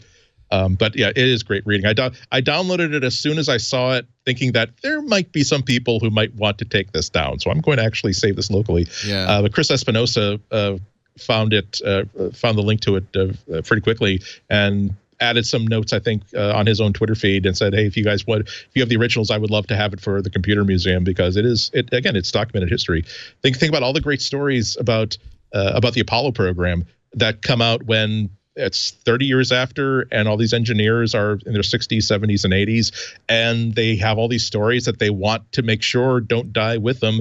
And they also have like papers and documents and stickers and things that they want to show people. And that's when you really appreciate the full story about this engineering achievement. So I'm just hoping that I don't want Apple technology to feel like, well, there's this magical land, there was this magical ring-shaped palace from which the magic appears. Like, no, there are a lot of people who fought really, really hard. The word butt jack was uttered in anger about the decision to move this port from here to there. But by the time there was a public demonstration, everybody was on the same page. Yeah, it's really, really neat stuff. And I think they got Woz to comment on it as well. So again, he developed one of the two schemes under consideration. Yeah, really interesting. Because he created the controller. He was like Mr. Disk Operating System. Yeah. Yeah, but I think it sounds like. Oh no, they haven't yet got. So Gizmodo reached out to Woz for more information, but I guess they haven't got him to comment yet. Fascinating discovery. What a find! Yeah, you know what? I'm going to save this too. Yeah, because it's. Yeah, I would. I'd guess what happened is somebody they saved all of these memos into one folder that somehow got packed in a box that was somehow brought to Goodwill. Yeah. Think about over the previous decades, all of the great stuff that wound up in a landfill, including like original Apple I development boards, every scrap of notes that went into the Mac before this stuff was under double secret lockdown. I was a dumpster diver when I was a kid in the technology belt here in Boston, and the things that I would find were just really, really cool. I felt like I was an ecological recycler by taking these things out of like Polaroid's trash and digital's trash. And it just boggles the mind to think of what you could do with a time machine, a pair of coveralls, and like a part-time job riding a garbage truck in San Jose in the late 70s, early 80s. You may remember the iconic picture of Steve Jobs looking at. Actually, I'm going to get the full picture here. Looking at the camera and with his arms folded on top of a Macintosh. This is a very famous Time magazine cover when Steve passed. You can now get the watch. Seiko has decided to do a limited run of Steve Jobs watches from that portrait. They'll only be sold in Japan, but I bet you there'll be a few collectors who will go there. This is the Chariot series. It was the watch that Steve was wearing in the 1984 Norman Seeff portrait that was on the cover of Time. He's sitting, there it is. Yeah. With his Macintosh and his legs crossed. The original watch was auctioned a year ago for $42,500. Man, this is kind of tempting. They're going to sell 1,982 units with a white face, another 300 in black. The cost about $180, but again, exclusive to the Japanese market. But the turtleneck is extra. Turtleneck not included. Yeah. I was just thinking about every time I click into Instagram and like Dan Benjamin, 5 out of every 6 photos is of a different like Seiko watch. Marco Arment, all the different like really cool watches he has and tweets and posts about. It's like I'm wondering who wants. I think that there are a lot of people in our community who are more interested in being the first to have one of these watches than they are to be the first to have the iPhone 8 or the new hover car that's coming out in January. We wanted to see the new, what is it, iPad commercial? iPad Pro. Yeah, iPad Pro. It's another one of those. I got a tweet here, and I'll tell you how the world can be better if you just switch from a PC to an iPad. I want another one of those, huh? Where do you go? Apple.com/ YouTube.com/Apple. Oh, yeah, that's probably easiest. Can I say that they're not having commercials saying this is why you should switch from a Windows machine to a Mac? Yeah, no. Mac has a smaller marketing budget. No, isn't it? It's interesting, isn't it? What am I getting here? YouTube on TV. There is caring. There is visibly, demonstrably caring. And then I'm not saying not caring, but not at least being a little bit more quiet about how much you care, in so much as you don't want to show any public signs whatsoever that you care. That is your basic Minnesota marriage right there. I don't recall now. I think they might have had one touch bar commercial. Is this the one with the printer? Yes. Yes, here we go. Let me give you the audio so we can enjoy it together. When you're printing personal things at work and you have to run to the printer before anyone else does. Don't print. With iPad Pro and Apple Pencil, you can just sign and send off that secret new job offer. What new job? I'm not looking for a new job. I'm very happy here. That's funny. It's cute. Yeah, it's humanizing. And you get the point, which is you don't have to print documents. You could just sign them on your iPad and email them. Which would be a wonderful point if not for the fact that Windows machines are usually touch devices and often come with pens. But hey, again. Well, it's funny because I had this conversation with my mom because she switched to everything to online banking, but then she would still print off a copy of everything that she got online. She went paperless, but for safety's sake, she had to print out a copy. Yeah. And we just sat down and went through everything, and now she's much better at a digital workflow. Yeah. But it was a hurdle. And I think holding that thing in your hands and just getting used to it is part of that shift. So maybe you've heard that it's a lot of hard work making iPhones, that some of the employees at Foxconn are not so happy doing it. Well, I got to differ with you. Apparently, Foxconn workers who've been asked to shift to assembling other phones quit. They'd rather leave than deal with the lower pay and the lower safety precautions when building goods from companies other than Apple. So there. That's really comes from, to Apple's credit, that comes from Apple's insistence that, if you're going to be building Apple products, you better be taking care of those workers, at least better than you do the rest of them. So there. Take that. Take that. Let's take a break and come back, because you know what I'd like to get next? Your picks of the week, my friends. But I'm going to pick something that I really like. Something I like so much, I interact with it for hours every single day. Up to 8 hours every single day. Sometimes 9 if it's a weekend. My Casper mattress. My Casper mattress. Casper is the pioneer. They were the first to say, all it took was, the guys who started Casper, they walk into a mattress store. They look at the mattress store. They look at the markup, and they know how much it costs to make those mattresses. And they're thinking, this is a business ripe for disruption. So they started making the mattresses themselves and selling them directly to you for a fraction of the cost. No showroom, saves them a lot of money, eliminates that middleman markup. But then they thought, well, we got a problem. We don't have resellers. We don't have showrooms. Yeah, that's great for the consumer for the price, but don't consumers want to sleep on the mattresses first? So they said, I know how we solve this. They can sleep on the mattress first. They can sleep on it for 100 days, 100 nights, and return it for every penny back if they're not happy. That's right. You have 100 nights to try out a Casper mattress. Casper is obsessively engineered, made with supportive memory foams for a sleep surface with just the right sink, just the right bounce. It's breathable. It sleeps cool. It helps you regulate your temperature through the night. And it lasts a long, long time. Got my son through college. You can buy it online completely risk-free. In fact, we just ordered a Casper for my daughter, who just moved into her first adult apartment. And I gave her the IKEA bed that we had in the guest room with the IKEA mattress. And she said, Dad, this is horrible. I said, don't worry. Look for a box on your doorstep. It's a brand new Casper Queen. And that's the beauty of it. It comes in such a compact box. It's really easy to get up. She's on the second floor. Get upstairs, get into the house. Casper understands the importance of trying out a mattress, so they give you free delivery and painless returns within a 100-day period, so you don't have to lie down in the showroom.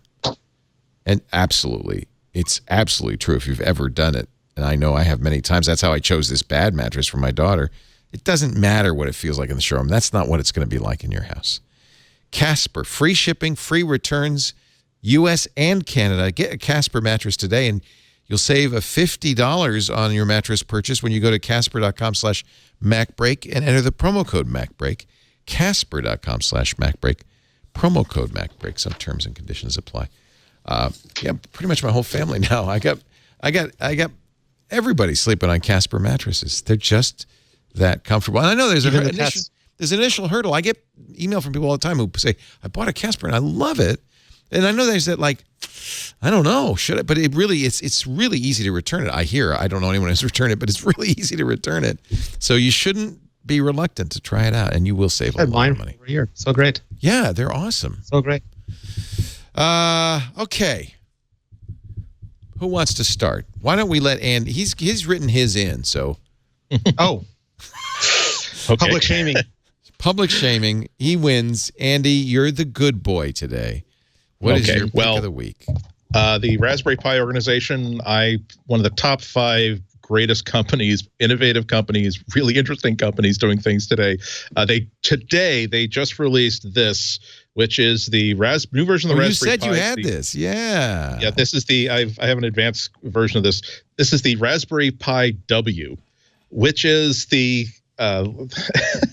let me just say this is a single core computer running Linux that has USB, it has wireless Bluetooth, it has Wi-Fi, it has a camera connector, and it also has HDMI out directly from the board itself. It's powered by any micro USB connector power, including battery. It also has a GPIO header, so that you can wire in switches, sensors, anything, power, anything you want. $10, $10 freaking bucks for what you can run a desktop operating system that runs the Chromium browser on. It is so cool.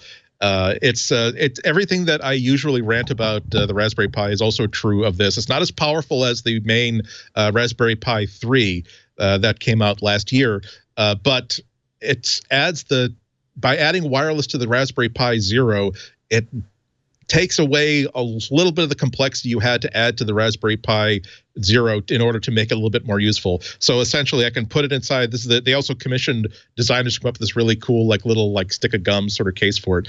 But the idea is that you can just basically install whatever operating system you want, or even a media server, onto this little card, and then just put this in your bag. And so anytime you need a desktop computer, you can just actually have this running. You can even run VNC on it, so that you can just, anytime you need, on your iPad, something akin to a desktop operating system that can take SD cards, use hard drives, connect to servers, anything, you can just plug this into your battery, your phone battery charger, and then just basically connect to it over Wi-Fi via VNC and have a perfect Debian Linux desktop running in a window on your iPad.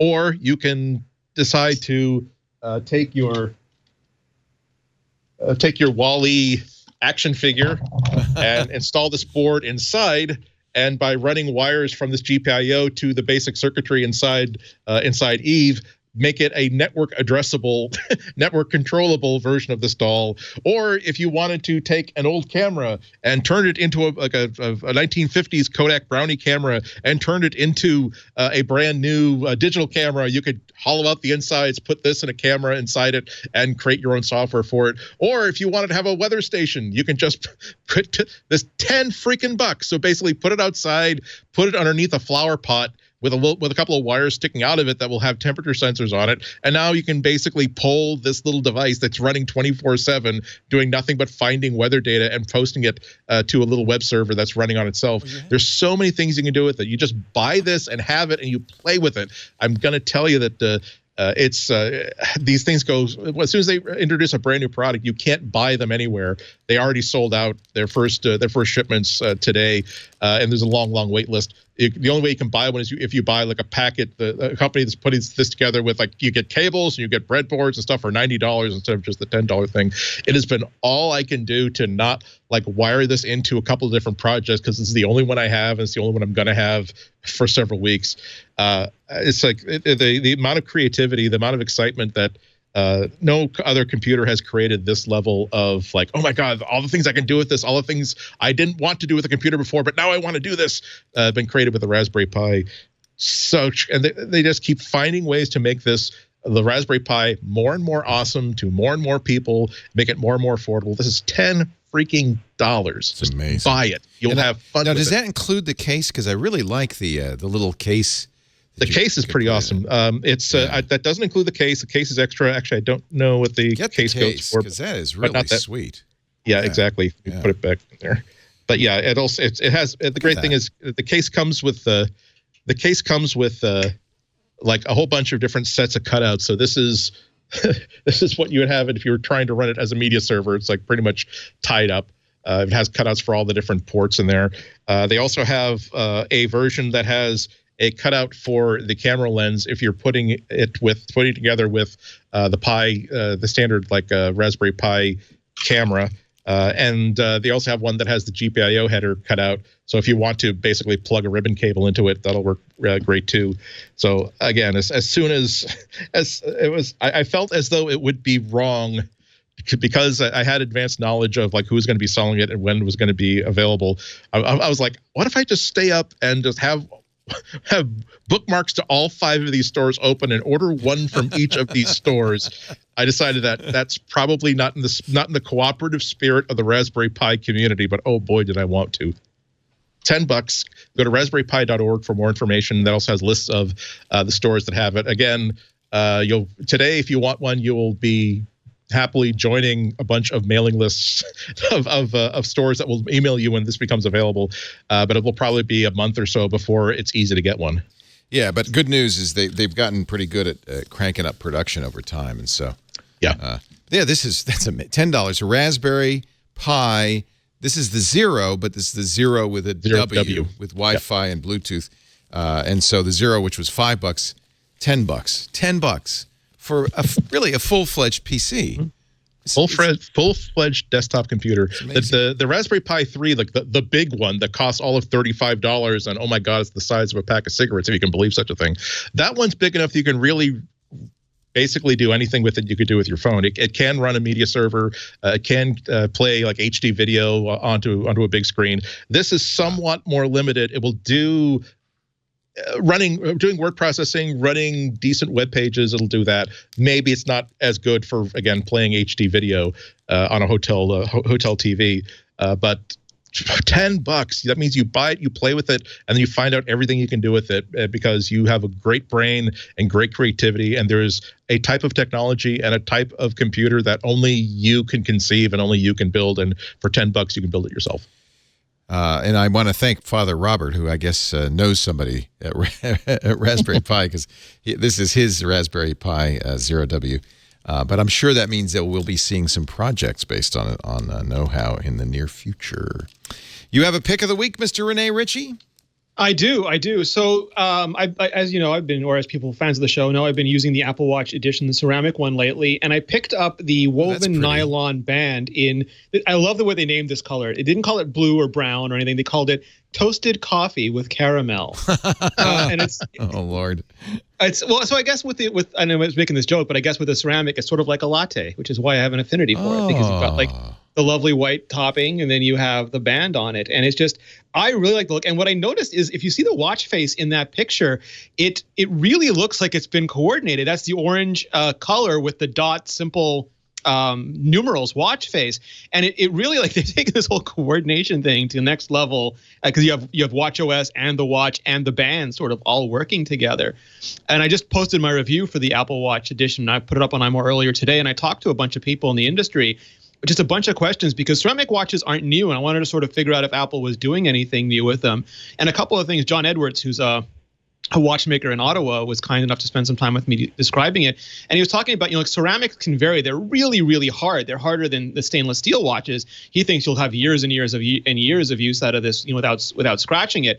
But they're known to be brittle. Like, if you drop them, they can crack, they can chip, those sorts of things. But he said it looks like the ceramic Apple is using is sort of robust and tries to stop that. But also the shape of the Apple Watch, the way that they've done the curves and they've done this sort of bullet pellet design, minimizes the kinds of areas where he's used to seeing those sorts of chips and cracks in traditional watches, which have sharper edges and rounder or squarer forms. And he said, like, if he didn't know any better, he'd think that Apple might have had ceramics in mind when they designed this shape, because it's sort of the best way to do it if you are looking at materials like ceramics, which I found to be fascinating. So all in all, I'm super happy with this. My big regret is that Apple does not give you a way to change the lugs. I found some third-party ceramic lugs on Amazon I'm going to try out, and that might be a future pick if they work out. But just the ability to swap out those lugs so that you can have the huge variety of stainless steel bands, but have them actually match the casing of the ceramic watch, I think would be really cool. Very nice. I got a little tip. And it's cheap, like $50. Yeah, the watch is not cheap. No, but the bands, yeah. Once you pay for the watch, the bands are around. The bands are nothing. Yeah. But I didn't really like the idea of a white watch at first, but it is true that the band then becomes the color accent, and it really is kind of nice. You can mix and match and do some interesting things. The black Milanese looks great. It looks like James Bond's tuxedo. Oh, I'll have to try that. Hey, a tip from a listener, I'm Don here on Twitter. He said, here's a nice new feature at macrumors.com. If you scroll down to the very bottom of the page on Mac Rumors, you'll be given at the very bottom, I have to make it big so you can see it, you'll be given some view choices, mobile version, fixed, fluid, and a new Fluid HD, which fills, the screen, wraps around it, and really is a very nice layout. I don't know if they're experimenting with something, but it's a really pretty layout for Mac Rumors. So, Don, thank you for that tip, because this is a site, obviously, we all spend a lot of time on. Not as much. Arnold Kim is a savvy individual. Yes, but not as much as I spend on imore.com. That's where you'll find Rene Ritchie, who is also very fluid. He is, he's got his review up of the ceramic edition. See, your boss should have let you have that a little sooner. I know. He said he was going to do the review, but he got super busy with his crackberry nonsense. Super busy. I got super busy. Yeah. That's the Canada, by the way. The white with the red sport band is the Canada. Now you just, you make me want more bands. I have to say I've come around a little bit on the Apple Watch because I'm doing a lot of fitness stuff. And there is no other watch, and I've tried them all. I just got a Samsung Gear S3 Frontier. there's no other watch that does heart rate as well as the Apple Watch, at least for me and my skin type. And it's, I just keep coming back to it. It unlocks my Mac. Pro tip, Leo, if you get like activity sharing alerts and you keep sending back hamburgers, fries, pizza, stuff like that, your friends get kind of angry at you. Donuts.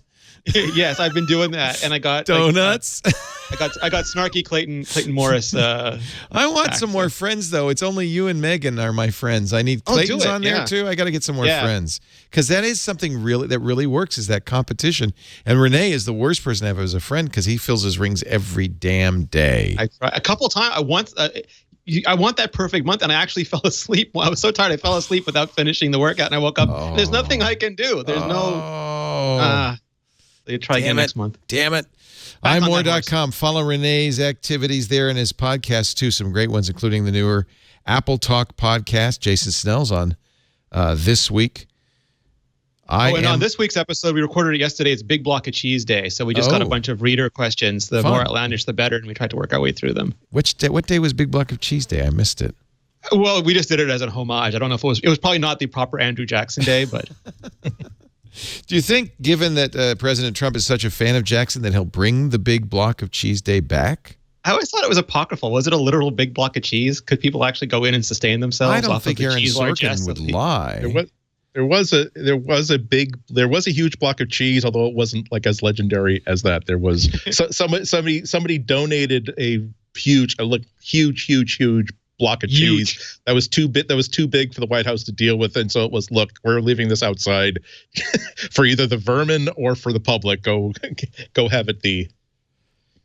It apparently is a fictional, somewhat fictional story.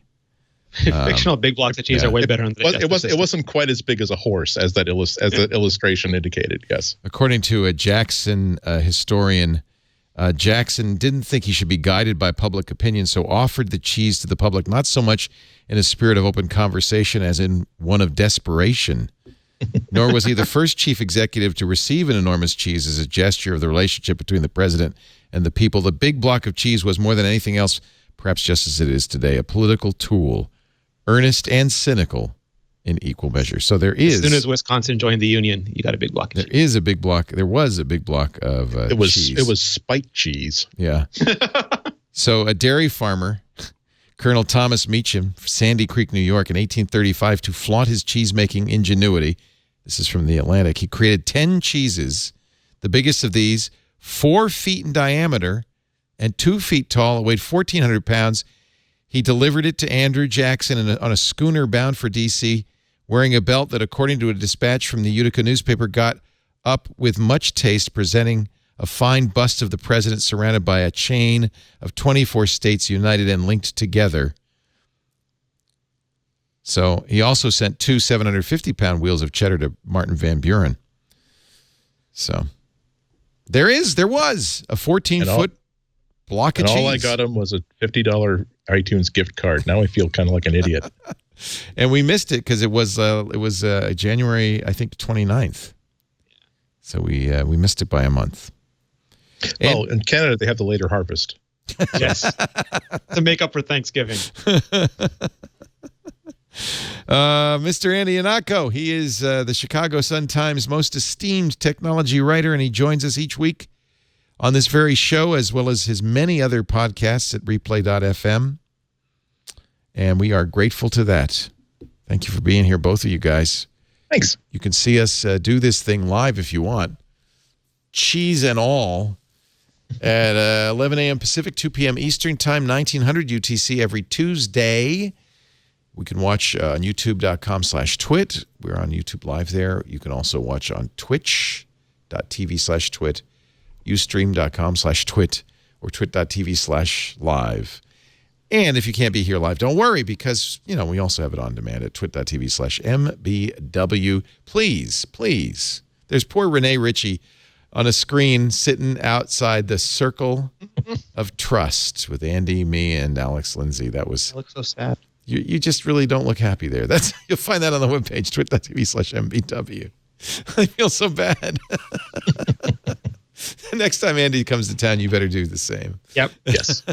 Twit.tv/MBW or wherever you get your favorite podcasts. Thanks for being here, but now it's time to get back to work because guess what? Break time is over.